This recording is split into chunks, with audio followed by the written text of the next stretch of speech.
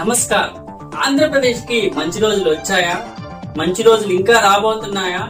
కారణం ఏంటంటే వివరాల్లోకి వెళ్తే వైజాగ్ కి తాజాగా గూగుల్ సంస్థ అయిన డేటా సెంటర్ అనేది లాంచ్ అయింది. సో దీన్ని ఎందుకు అంత స్పెషల్ గా చూస్తున్నామంటే అమెరికాలోని గూగుల్ కి సంబంధించిన కంపెనీ ఏ దేశంలో కూడా ఇప్పటి వరకు ఇంత పెద్ద బడ్జెట్ అనేది బయట పెట్టలేదు. అలాంటిది మన ఇండియాలో ఆంధ్రప్రదేశ్ లో మొదటిసారిగా అంత ఖర్చుతో పెట్టుబడితో కంపెనీలు అనేది తీసుకొచ్చారు.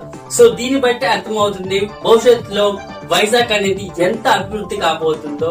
అంతేకాదు ఉన్న యూత్ మొత్తానికి 2 లక్షలకు పైగా జాబులు వచ్చే ఆఫర్ మాత్రం ఖచ్చితంగా ఉందని ప్రభుత్వం మాత్రమే కాదు ఇండియాలో ఉన్న ప్రతి పొలిటీషియన్స్ అంటున్నారు. సో మీరు హ్యాపీగా ఫీల్ అవ్వండి యువతలారా. మరికొన్ని రోజుల్లో చాలా ఉద్యోగాలు రాబోతున్నాయి, సిద్ధంగా ఉండండి. ఆ ప్రపంచంలోనే ఆంధ్రప్రదేశ్ మొట్టమొదటి అభివృద్ధి చెందే స్థాయిగా వెళ్తుంది భవిష్యత్తులో.